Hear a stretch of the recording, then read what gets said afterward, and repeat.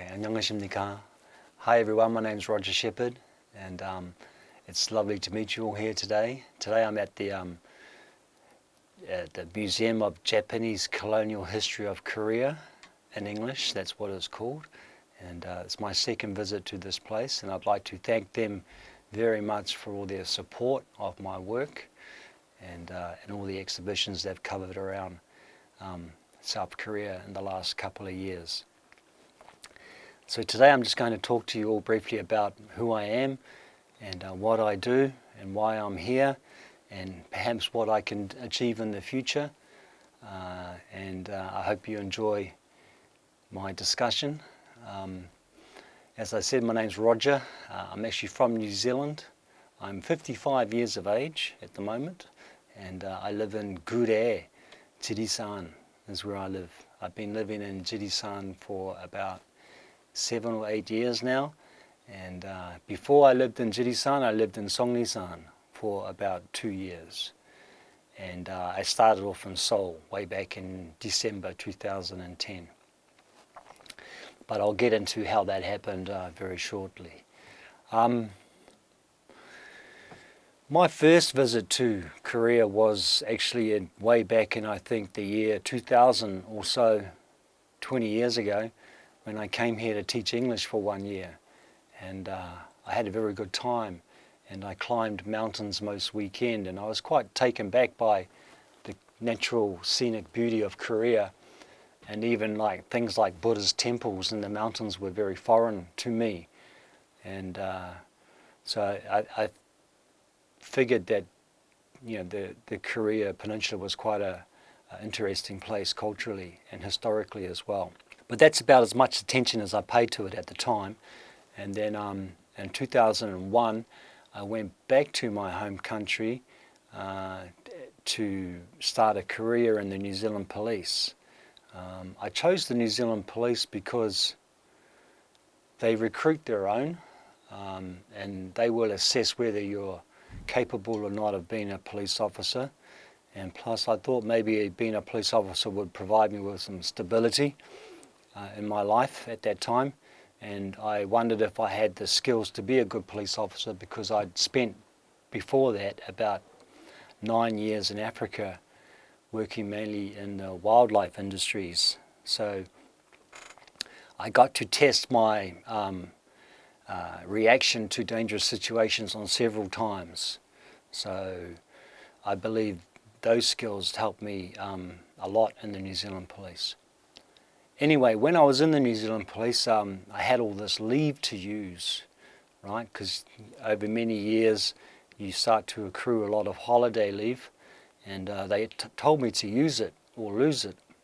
So in 2006, I decided to use about 3 months of holiday leave and come to South Korea, back to South Korea for a holiday. Because as I said before, I taught English there, and a lot of my friends were still living in Korea, and I thought, what better place to go to spend my money and my free time and just explore all the national parks within South Korea. And that was basically my innocent plan, was just to do that. But I got lucky in that I discovered while I was here that there was a ridge in Korea called the 백두대간. It was actually a friend of mine who showed it to me on a map. It was just a small map, A4 map with the Hanbando, and then it had like a red line squiggling all the way up it. And my friend Andrew, he said to me, I think they call this the 백두대간. And I says, well, what is it? He says, it's a mountain ridge. And I says, yeah, wow. And he says, yeah, and here in South Korea, South Koreans like to hike it. And I said, wow, it must be quite long. And he says, yeah, it seems very long. I think most of the South Koreans were doing it in their spare time on their weekends and stuff. And anyway, I became interested in doing that straight away, because that was like a really new thing to do.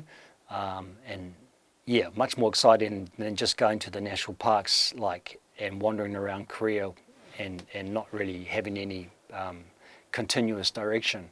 So I didn't know how to hike the 백두대간 though, because I couldn't speak any Korean and at that time, and I still can't speak that much more now, but it's much better now than what it was then. And we found better maps of the 백두대간. In fact, one of the good maps I found was like in a bus terminal. So I was in a bus terminal, I think in Daegu, and in the bus terminal was this like wall poster of South Korea, and it had like all the Gosotoro expressway 지도, but 그리고 산맥 지도 같이.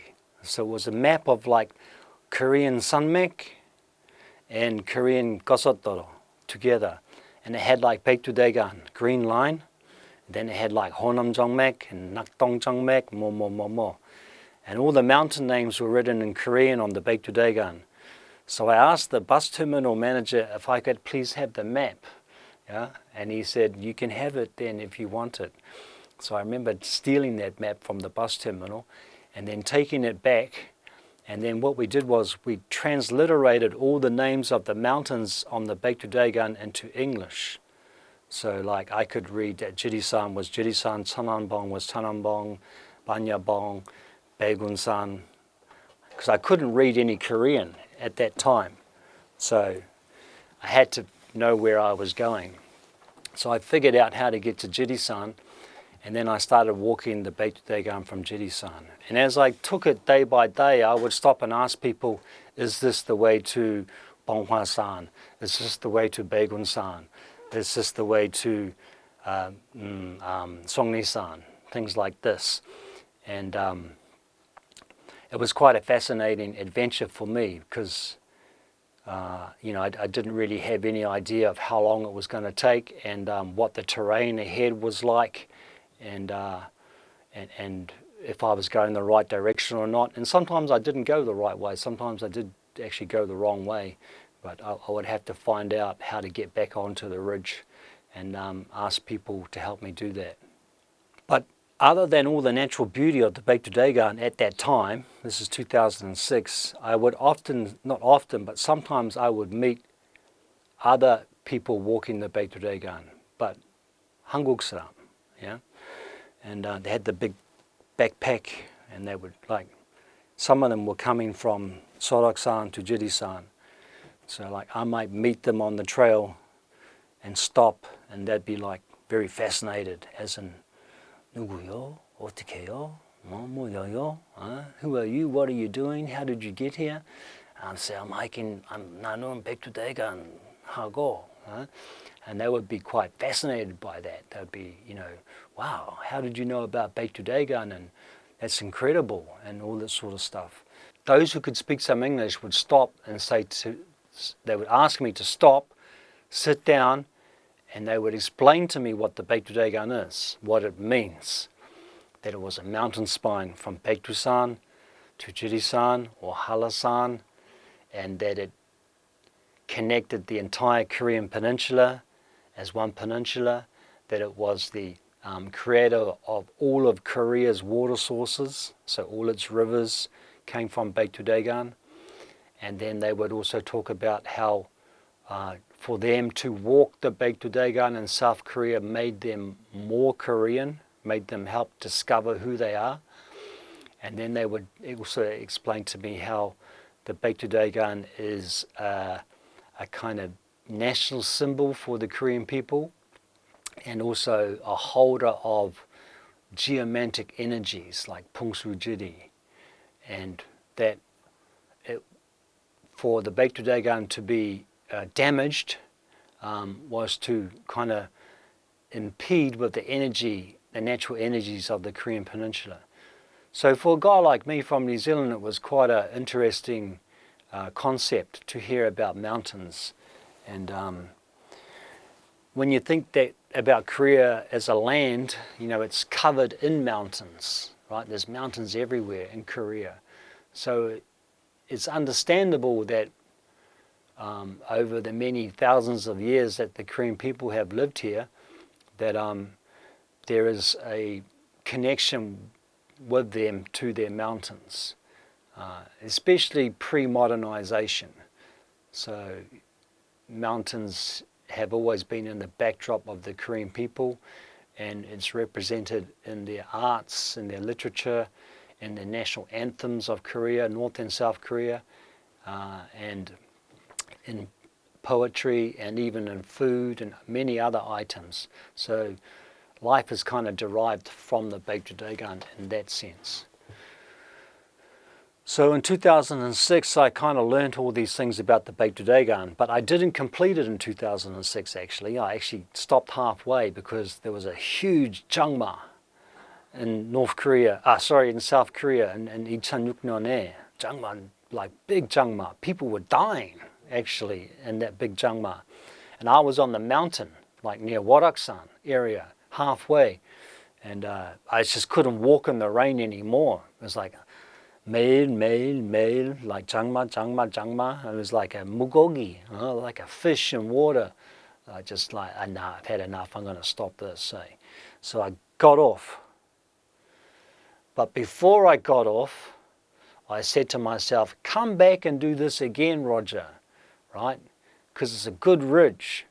And you're probably the first foreigner to ever try this, right? Because foreigners didn't really know anything about 백두대간 in 2006 and 7. There's only a very small number of people that had heard of that. Certainly no one had hiked it. Because there was no official hiking trail then for 백두대간. There still isn't. It was just a ridge that people walked. It wasn't a recognized trail at all. And in fact, a lot of Koreans had never even heard of the 백두대간 in 2006, 2007. I think the 백두대간 was a term that in Korea wasn't common at that time. It wasn't a common term as it is now. Every Korean knows what 백두대간 is, but back then it wasn't. So I said, well, come back and do it again, Roger, and maybe write a guidebook about that, yeah? Because I'd never written a book at all. And I had this romantic idea that maybe I could write a guidebook about 백두대간 and take photos of it and make a nice English guidebook for other people to follow in our footsteps. So I got off the mountain in 2006. I said to my buddy Andrew, bro, we got to walk this walk. You got to come with me next time. And then fortunately his teaching contract was finishing in like late August 2007. So he agreed to come with me, and then together we completed it in 2007 in like 70 days, which is a little slow. Most Hanguk Sarams can do it in half that time, but the Hanguk Saram is like bali habshira, because they don't have as much free time, right? So they just want to take like 1 month from work and then finish the trek, right? But we were luckier because we had more time. And we were writing a guidebook too. So we needed to make sure that we did everything correctly, that we collected all the information we needed. And because there's all the attractions to the side of the 백두대간 as well. So we would go down and visit a temple, to go stay at Jikjisa or go to other historic sites and then get information, take photos, and collect all this information. And then after the walk, we had some volunteer translators, and they translated all the information boards about the 백두대간. So I went back to New Zealand to my job in the police, and Andrew went back to his job teaching in Andong. And over the next 2 years, we both wrote the guidebook on how to hike 백두대간 in English. And it was a really fascinating book to write, because not only the trail data, but all the historical and cultural information that came from the photos we took of the information boards started coming in. So there was all these historical stories about the Donghak uprising, about Bulgyo, Dokyo, Sansinyeong, Pungsujiri. There's like fascinating stories about ancient Korea that were connected to the 백두대간, which made the guidebook even more interesting for someone to buy and read. And it also started my fascination on what the 백두대간 actually is. So we published the book I think in 2010, but before that I'd come back to Korea again in 2009. And in 2009, I took 6 months leave from my employer, the police. So I had like 3 months paid leave and maybe 3 months unpaid leave. And I came back to Korea just to go Bangnanja. So like I spent 6 months hiking around Korea, and I did like the Naknam Jongmak, Honam Jongmak, and the Gumbuk Jongmak as well. And I think the Gumnam Jongmak too. I did that as well. And it was actually during that 6 months of walking that I got the idea to come and live in Korea full time and maybe introduce hiking trails to foreigners. And that's what I did. So on one mountain top, I think it was Obongsan near Jeonju, I had this kind of moment of realization that I should try to do something here in South Korea. Yeah, so I was on a big walk, 2009, Jongmek, hiking, 1 month, 2 months, 3 months, 4 months. Condition 너무 좋아요, 모래 너무 좋아요, kind of Bangnanja, good sense of freedom. And I decided that there was something in Korea that made me want to stay and spend more time here. And I thought, well, maybe I could start a hiking business in South Korea, and that would be a good way to live. If I can make an income doing that and from hiking and showing people mountains of Korea, who knows what could end up after that. It was a brave decision, I guess, in the end, because like giving up my job in the New Zealand police wasn't easy either, because they were a pretty good employer and it's a good stable job. And but I don't believe it was my future at all to be a member of the New Zealand police forever. So I left my job and came to South Korea in like 2010, about the time the book was published. And then I actually did a small business course through Seoul Global Center. And they helped me get my visa to open a business to operate in South Korea. I believe it's much harder now to do that, especially if it's someone like me who's just an individual with a limited amount of money. So I was lucky to get that opportunity with that visa to start my business. I knew though that it would be quite hard to make a living from just doing guided tours, because no one from overseas really came to South Korea to hike, because they didn't know that South Korea was actually a destination that had like thousands and thousands of hiking trails. It's just, no one really knew that outside of Korea. Most hikers would go to countries like the United States or Europe or New Zealand, Japan, South America, and enjoy that type of scenery. But I thought maybe this opportunity, this new opportunity in my life, might be a good another opportunity for me to do some photography, which I'd always wanted to do more of throughout my life. And cameras now were all digital. Before that, cameras were all just film cameras. So it was actually quite hard to be a photographer in the old days, because you had to use like 35mm film, and you could never really tell what kind of photo you were taking. And then you had to get it developed, and then you'd get back the prints and be like, like terrible photos, yeah. And like, so you give up. But the thing with digital photos is like you can actually take the photos and you can actually get better as you go, and you can just delete. And then you can learn how to use the camera more. So I thought maybe there was an opportunity also for me to make a book of mountains of South Korea, like a photo art book of that. And I had a friend of mine, Mr. Ha, and Ha Chang-sang, and he was an ex-publisher here in South Korea. And I said to him, I wanted to make a book, a photo art book, and could he help me, give me some advice on how to do that? And he said to me, no, you don't want to do that. I says, why not? He says, because one, you're not a sajanjaka, right? You just think you're a sajanjaka, okay? And two, there are so many books in South Korea now of like mountains of South Korea, right? Many sell, and plus they don't sell very well either. And even for a very good photographer, they don't sell very well. So how are you going to sell books? And I said to him, I thought about that and I thought, well, yeah, he's probably correct there.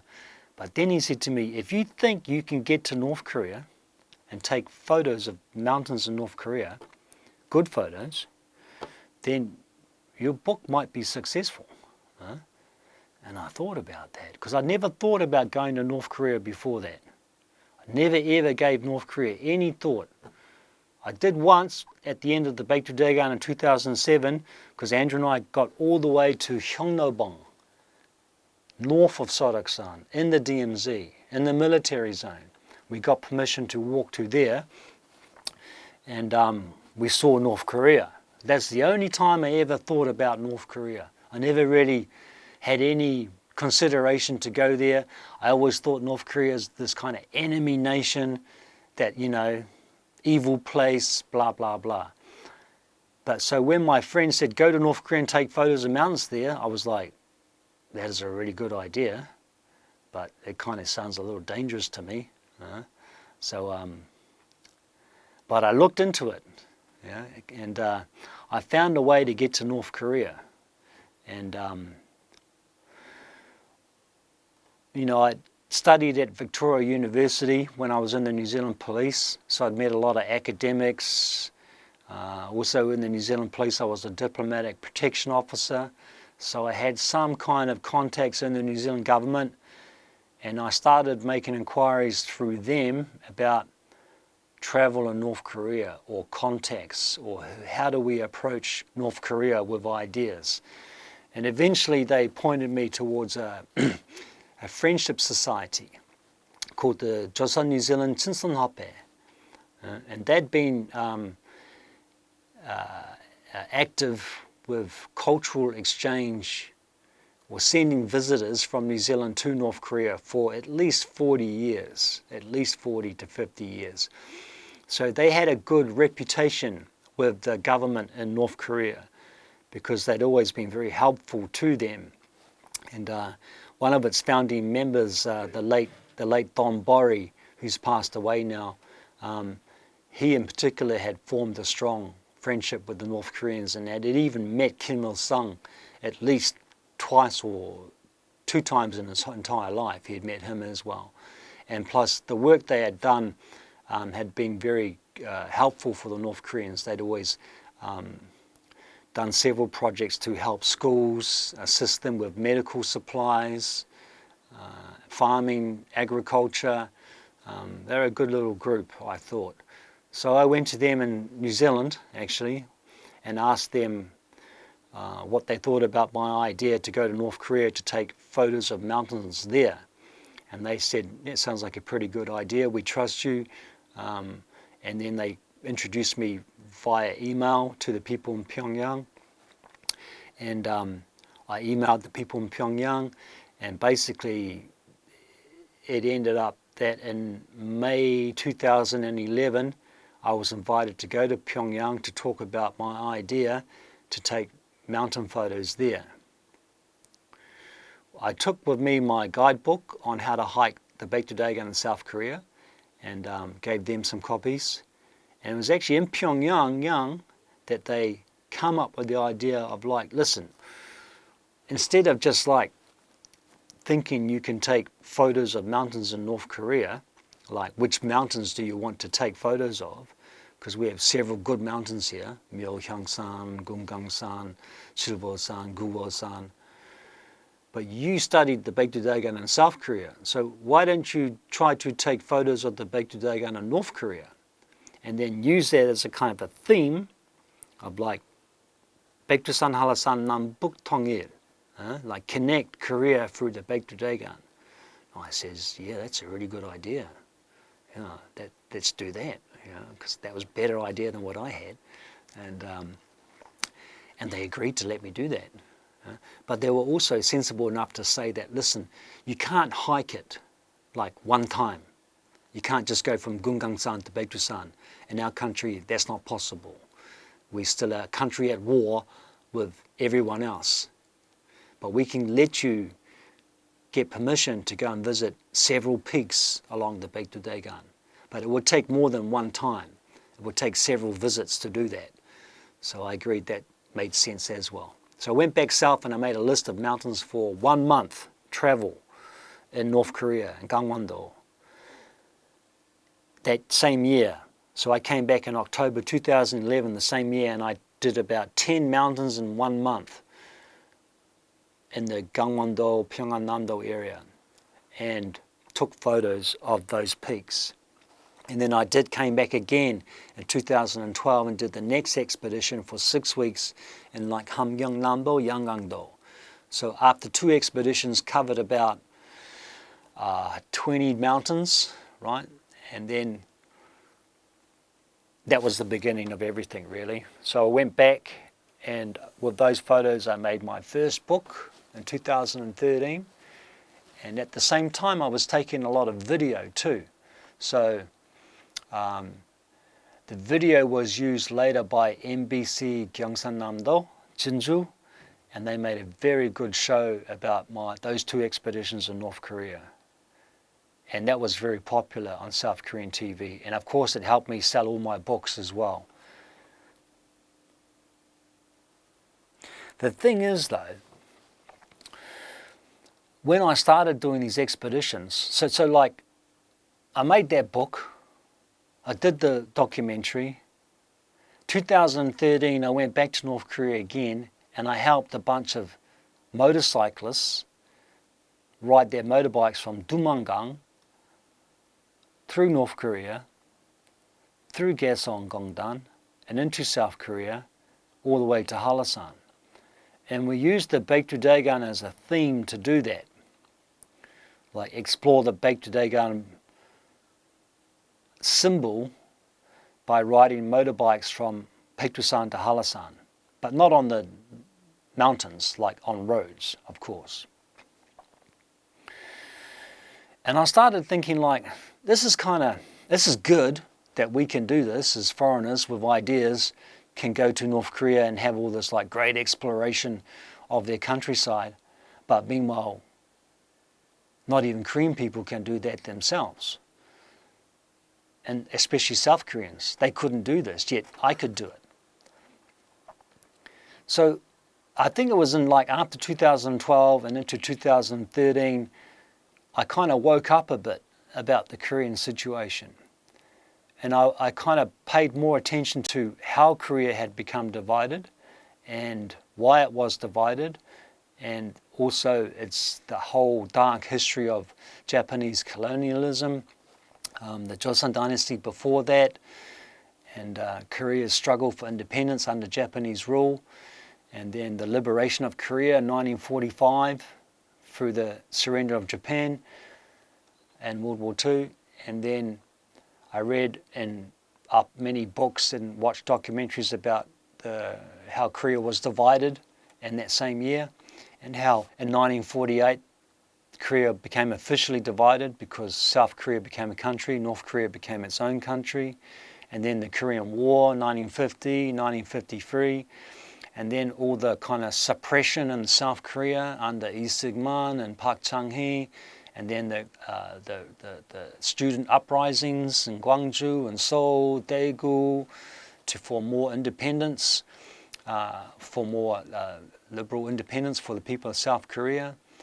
And also in North Korea, like how it just seemed basically unfair that Korea had been divided by foreigners, yet the people of Korea, even though it was a long time ago, were never given the opportunity to vote for what they wanted at the time, so that Korea could be one nation and be properly liberated.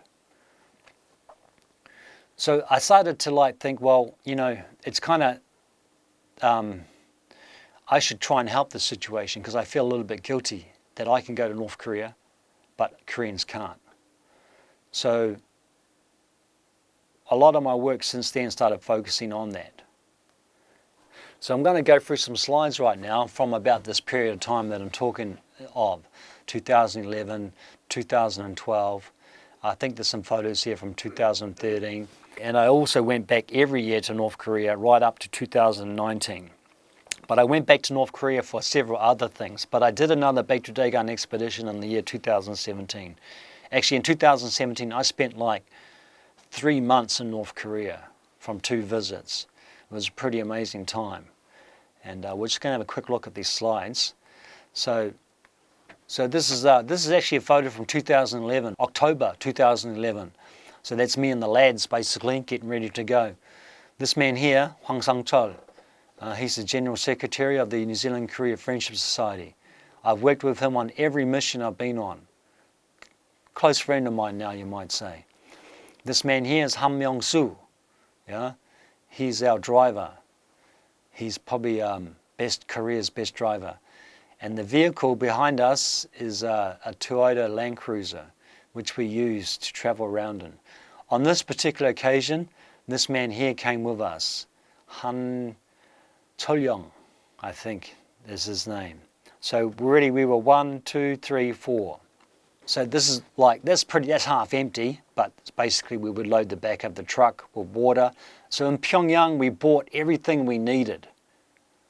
Everything that was like not perishable, like canned food, rice, peanuts, water, alcohol, oil, salt, sugar, nothing that was fresh. All the non-fresh items we bought in Pyongyang because we won't get another opportunity to shop once we're in the mountains.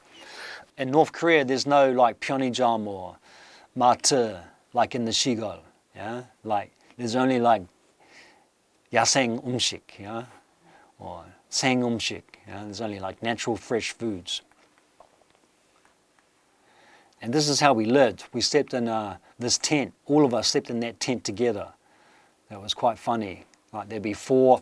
So we traveled as 4 men, but we would collect more men on the road. So we'd go to like a district, yeah, a myeon, whatever, and then we'd speak to like the 이장님 or the Salimchang people and say, like, 구산이 어떻게 가요? How do we get to this mountain? And then they would give us local guides. So sometimes we would have like, 5, 6, 7 men in that one tent. So it was quite funny sometimes. Snoring and smoking and farting and, yeah. And this is a photo of us on Durusan. This is the actual start point of the Imjingang River. This man here is a Salimchon guide, Mr. Han. I called him Mr. Han Shigan. That's not his name though. But I called him, Han is his family name, but Shigan is his nickname. Because he said we could climb this mountain in 1 hour. 안 돼요. Impossible. Maybe he can climb it in 1 hour, but we couldn't. It took us like 5시간, 5-6 hours to climb that mountain. So after that, we said, no, your name is Mr. Hanchigan, because you think you can do everything in 1 hour. This is just a photo of that area, 천내군, 백두대간, 천내군, 강원도. This is like Durusan, Jongson. Very beautiful. This is actually a photo I took in 2011, May, when I went for my first visit to North Korea. And this is a photo, we took a day, we spent 1 night in Myeonghyangsan. So that's like some twin pokpo in Myeonghyangsan. This is a photo of me with a girl who's what you call a Milyang Gansa. Milyang is like the secret camps that were used by the communist freedom fighters. When the Japanese were occupying Korea, the northern part of Korea, next to China, or just the northern part of Korea, the revolution was mainly communist driven against the Japanese, okay, led by Kim Il-sung, like from 1930s, 1930년부터. Independence movement against the Japanese in northern Korea was communist, okay, and in the southern part of Korea it was more nationalistic or more democratic or whatever. There was a lot of resistance movements against the Japanese, but the northern areas were communist movements because at the same time Mao Zedong was leading his people against the Chinese emperors, right? So communism was quite a popular drive in that period. So she's wearing the uniform of the guerrillas, partisan, from that era. Okay, so this is a photo of me next to a girl at a mountain called Bekdu대간 in Pyongan-namdo. This is a team photo of us on a mountain called Baeksan. This is a Milyang again. So that shed there, yeah, is covering an historic site. So on the ground is covered, is like evidence of where the guerrilla fighters lived, their camps, their tents, bivouacs. They weren't. So it's quite. That was quite interesting part of learning, because in the South we don't learn about anything that's communist. Yeah, even in my culture, in Western culture, New Zealand, you never learn anything about the communist resistance. Because in World War II, for example, in Europe, the communists helped the Westerners win that war. The Italians, the French, the Spanish. There were several communist underground movements that were helping the Western Allies beat the fascist Nazis in World War II. And so the Russians and the Europeans and the communists were all working together to defeat the Nazis. But sadly, ever since that period, we learned nothing about communism since then. And I'm not a communist, but it's a shame that I don't know anything about it though. They should at least give me a chance to know something about it before I decide whether it's bad or not. This is just another photo of us, a photo of Hwang San-chol eating in a room. It's quite a nice photo though. Big painting on the background there. I think that's a Kim Jong-il flower. There's actually a flower called Kim Jong-il, yeah. This is the place we slept in, up on the Bekdu대간. This is like just a normal jip. These are some photos from Gaemagowan area. This is an Unhong-gun. This is a cinema. Most of the cinemas in the countryside in North Korea look like they're hardly used at all. But I should think that when they get a roll of film, because it'll all be old school filming, right? There'll be no digital cinema in the countryside. It'll be like old 8mm film. So it probably takes a long time for them to get a new film to watch before they can go out and watch it. These are some guys like coming down the river on logs. There's another photo of that. This is a pretty interesting place, Dogang. So this is up in Hamgyong-namdo, near a mountain called Oknyunsan. And it's kind of on the edges of Gaemagowan. And when we came to this area, none of us in the car knew that this existed. This is like 2012. Okay, so it's already 10 years ago, yeah? And we were walking through this forest, yeah, these green forests here, and we could hear a river. You could hear like this big river. And we're thinking, how is there a river up here? Because we're like 2,000m heba, right? It's quite high. And it sounded like a lot of water. It sounded like a big river. So, wow, there's no big rivers up here. So we kept walking and walking, and you can see where the river might be because there's a break in the forest and all the sunlight is coming down. So you can see ahead, the river is up ahead because I can see the gap in the trees. And then you walk out of the gap in the trees and there's just like rock, dol. And you're going, but you can hear all this water. But you can't see it. And then you realize that the water is underneath the rock. But you can't see the water even then. Like you can't see it. It's actually like hidden in like caves or caverns. And it moves under the rock. All that rock is actually kind of joined together. It doesn't look like it, but it's all joined together by like broken pieces of rock, which have become like pieces of cement. I think obviously it's formed through like a kind of volcanic explosion and lava. But anyway, apparently this rock formation is quite rare. Even though you will see lots of rock, what do they call these things again? You can see things similar to this all over the world, but this type of formation apparently only exists in 3 places. And then one was in Hungary, one was in North Korea, and the third one was in a place called Falklands, which is an island in the South Atlantic. The funny thing is, like, when the guide was telling us that, he said, like, Bhutan, Hungary, 그리고 Falkland. I was going, what? Falkland? What's that? Where's Falkland? I thought he was swearing, like the English word fuck, F-U-C-K, Falkland. I was going, what? What's he talking about? Falkland? There's no place called Falkland. And Huang was going, no, he means... Because Huang didn't know where Falkland Islands was too, right? A lot of people don't even know where Falkland Islands are. There was a war there, right? Like 1980년에 there was a war between Argentina and Yongguk over Falkland Islands. And then I realized, he means Falkland Islands, not Falklands. Yeah. So it was quite funny when that happened. There's another good picture of it. As you can see, it's pretty big, eh? That's looking from the same area, west across Gamagol-1. That's Gamagol-1 again. This is a team photo of us like around a campfire at the foot of a mountain called Duryosan, 2300m 해발. We got stranded there because on the small Indo, there was a tractor broken down in front of us. We came driving around the corner and there was a tractor broken on the road. So we had to stop because we couldn't go around it. And so we set up camp and we ate gamja with doenjang.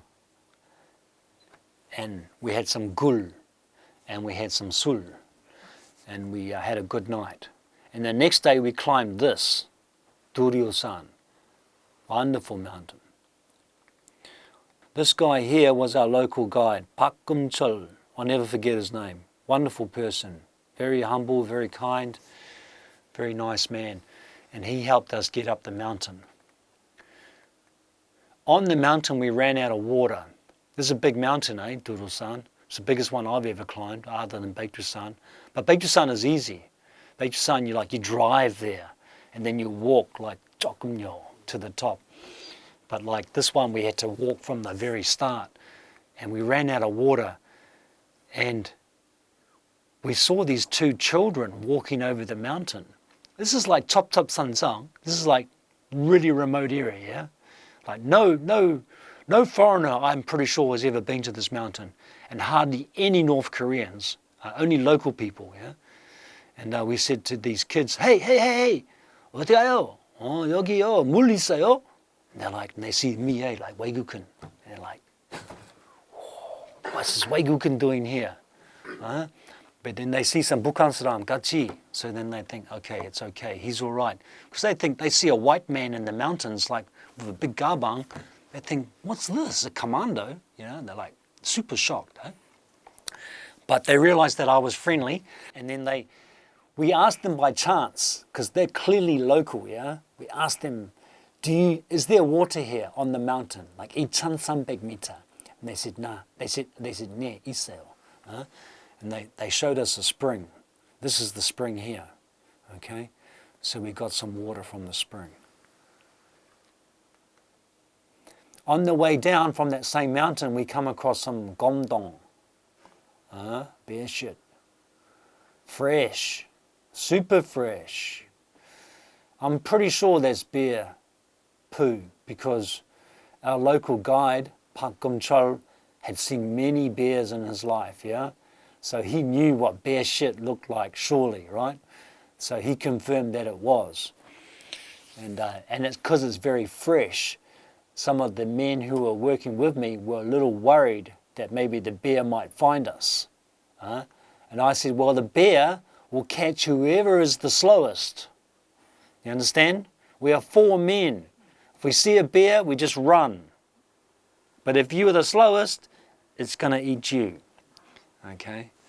But fortunately, we never saw the bear. There were lots of bear stories in North Korea. Mani iseo, komiyagi. This is Mr. Park here. Chubosan. This is a beautiful waterfall in Chubosan. And this is a view of the coast, the Heian in Chubosan. So that's like a fishing village. I know the name of that village, but I can't remember what it is now. This is see, Chubosan looks like a kind of the mini Grand Canyon of Korea. Very different. They call this rock here piano rock, piano bawi. Because it looks a little bit like a grand piano, don't you think? Maybe. And maybe this is someone playing it. Maybe from a better angle it does. Maybe my photo doesn't reveal. So this is like Chubusan, that area, Durusan. This is the next year in 2012. So we took a break from the Bektudegan and came down to Chubusan on the coast just to relax. Plus, Huang said, you know, you should see Chubusan. And I said, I agreed, yeah. It would be stupid to go all that way into Kemogowan and not go over to the Donghae to see Chubusan. And he was right about that. We had a pretty good time. So that's us drinking Daedonggang Mekju. And these girls worked at the, what do you call it? The guest house we stayed at. So this is Baekdusan Mountain. And the first time I saw it, actually, June 2012. Okay, so this is the next year in 2013, all right? So some people from New Zealand approached me to help them get permission to ride their motorbikes across the Korean Peninsula. They ride their motorbikes all over the world, all right? So, but North Korea was on their list. And surprisingly enough, we got permission from the North Koreans to do that. And this is and they brought their motorbikes over the Dumangang River by train from Russia. That was another big, complicated project that they had to sort out. And then once they got their bikes over, they rode them down to Chongjin. And then from Chongjin, we drove across the plateau to Baekdusan. And they started up there with their motorbikes. It's pretty out of it, really, now that I look back on that. I took this famous photo on the same occasion, 2013. So, yeah. So between 2013 and 2017, I'd still continued to do projects with North Koreans. I don't recall exactly what they were, but I'm going to jump ahead to 2017 because in 2017 I decided to come back and do another expedition of the Bektudegan and make another photo art book and take it further, basically. So 2017 I went back and did it again. But I went to different regions, of course. This is a photo of me in a Salimsan tunic, okay, and wearing the Kim Il-sung badge. As you can see, it's a little too small for me though, in the arms, right? So I put that on while the owner was taking a piss in the woods, yeah. So he told me to hold on to it. So I certainly did that. I quickly put it on and then gave my phone to someone and said, take a photo. And then he took a photo. And yeah, it was quite a funny time. This is how we camped a lot. As I said before, we traveled by car. We slept in tents. So these are different tents now, 2017. And we slept in the villages at the top of valleys, at the foot of the mountains. We ate fresh fish from rivers, okay, like Maggie Mogogi. And these are local men who helped us find the mountains and helped us get food. There's some more collections there. So we just put them on the fire and eat them. This is, not always our food was like this, but sometimes, you know, when we had a lot of food, we could eat quite well. So all these vegetables have come from their wives' homes, yeah? So before they travel, they bring all the fermented sesame, fermented kimchi, fermented vegetables, right? And then we eat them on the road as we go. But this is all the fish we cook, rice we cook. So we try to eat very well. This is just a barge we use to get across rivers. This is actually the Daedonggang River, but way up in Pyongan-namdo. This is a Sansong, like a mountain fortress that we discovered by chance on a mountain called, Songjaebong. It's near Masiknyong, Gangwon-do, Masiknyong area, okay? And there was a big Bongsu-dae up on the peak. I checked later on the Daedong Yeoji-do, on that mountain, this Bongsu-dae or Sansong was actually marked. It wasn't marked on his map, on Kim Jong-ho. It wasn't marked on Kim Jong-ho's Daedong Yeoji-do map. This is on another peak. So this is just a mast they've made for like land and survey. Okay, it's kind of primitive mast. It's not old at all. But a lot of the rock you see here could once have been another Bongsude as well. Just a photo of me with some locals. Oh yeah, this is Pungsange. This is like Jinja Pungsange. These are like, this is a male and female used for breeding. I think that's the female there, Yogi Yoja. This is the Namja. But they have like a whole collection of Pungsange for breeding. Okay, and then they try to keep the bloodline of the Pungsange as pure as possible. So often they would like go to villages, and then like there's like Tangoge, there's like normal dogs, and then there's like a Pungsange. So if they found what they thought was a good breed of Pungsange, they would just take it and put it into a camp and feed it and train it and then breed it with females so that they could keep the Pungsange bloodline strong. That's a photo in Gamagolwan area. I painted that too, actually. This, again, Durusan, another Durusan. This is kind of Gamagolwan, Chailbong. That's 1,500 meter Hebal. So that's higher than anywhere in South Korea. These are big mountains up in Gamagolwan. These two, this is Salimchan again, okay. I forget his name. And this is his Choka, his niece, okay. Behind him, this mountain is Durusan, 2,300 meter. I told you before, that mountain behind is that. We ate inside the tents when it rained. This is the food we ate. This is another good photo of that same mountain, Durusan. So I got to go back to Durusan again in 2017 because we were kind of we didn't climb the mountain again, but we passed by it. So this is a photo from that time. Ilchu, sunrise photo. The next day. And this is the Amnokgang, the beginning of the Amnokgang River. So this is in September 2017. This is actually taken in 2018, this one here. So this is like the Bektugowan. But this stream is like what you call a tributary of the Dumangang River. So this goes into the Dumangang River. And all these flowers here, what are they called? Siberian ibis or Siberian iris. But up there they call them Bektusangut. This is a mountain called Soyeonjibong. We climbed that, very beautiful mountain up top. From up top here you get amazing views. And it was actually from on top of that mountain that I decided to ask the North Koreans if I could do backpacking expeditions through Bektugowan. And they said, yeah, sure, why not? So we came back to, this is also Bektugowan area. Bektugowan, Gambeksan, Ipganamu, some girls. So a lot of these, in the Bektusan area, there's a lot of secret camps, Milyang, again, from the communist, from Kim Il-sung's revolutionary time. And so in North Korea, what happens is a lot of people that go to university or work for government departments, they get to go on these pilgrimages to Bektusan. And they go to Bektusan and they actually walk in the footsteps of the partisan.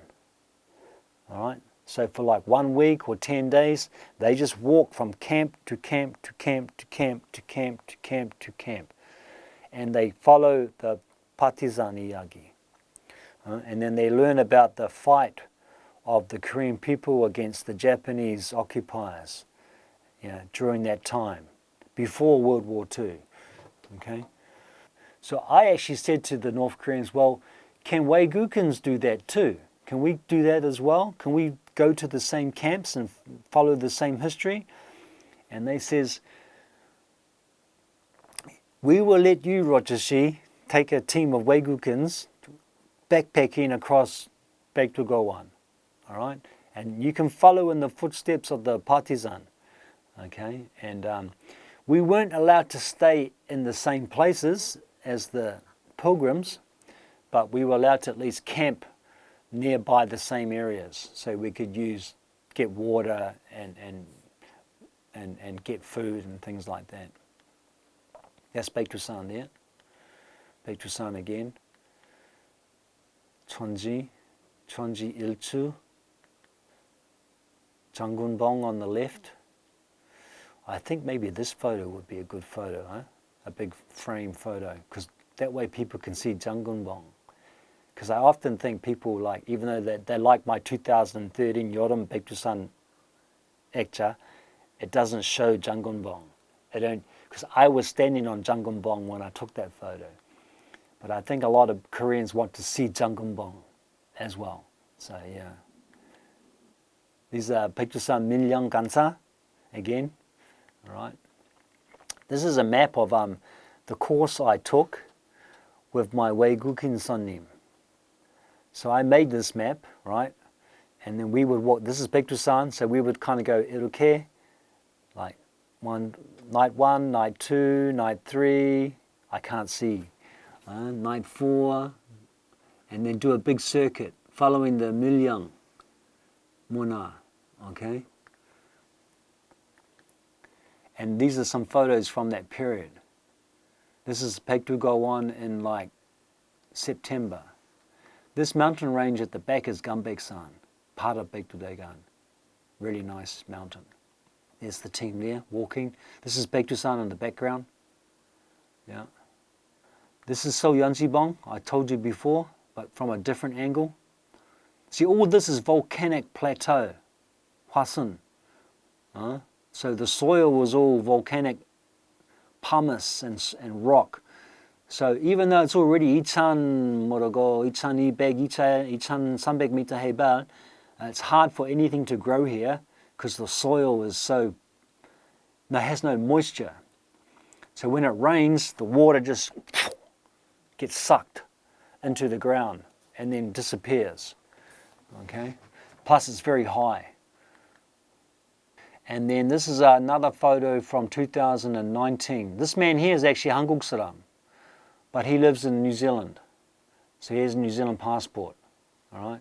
So he was very happy to be able to come back to North Korea, and because he's very pro-unification. Plus his father has a bit of history in South Korea as a communist thinker, even during the war, the Korean War as well. And his mother too has an interesting story too.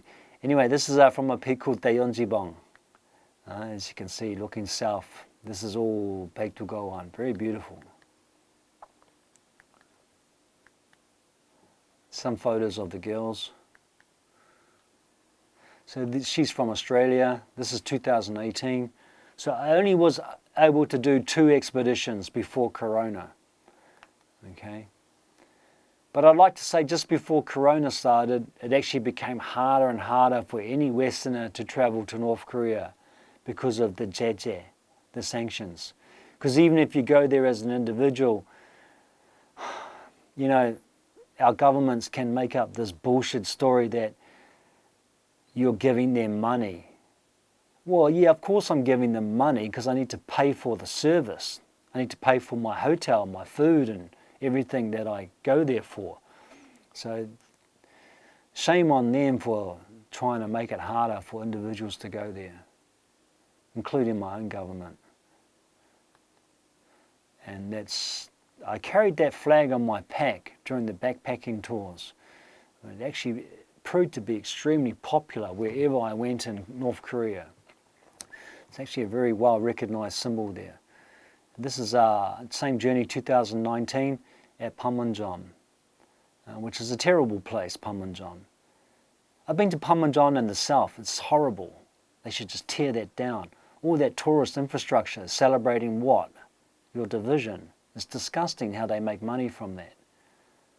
At least in North Korea, they don't make as much money from it, or they don't want to make money from Panmunjom because they see it as like a cancer that keeps Korea apart.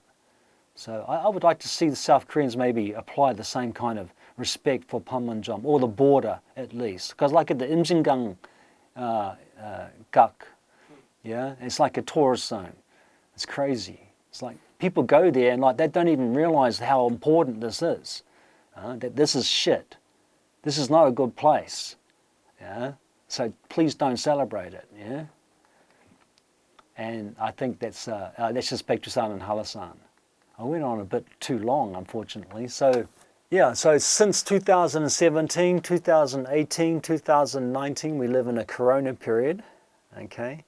But my work continues to be more proactive towards finding self-determination for the Korean people to resolve this issue themselves, the question of Korean division. I used to think that Western governments might be able to help the Korean people to achieve this. So I used to kind of work with some line of respect towards that, towards my own government, towards other Western governments, because, you know, we've kind of got to learn to work together to help solve this issue. But as sanctions became stronger and stronger against North Korea because of their missile development, and I started to realize that these Western governments don't have any policy on how to reconnect North and South Korea, and they don't. There is no policy. There's only a policy to keep them apart because they fear North Korea. Yet in South Korea and North Korea, there are massively strong movements for Korean independence.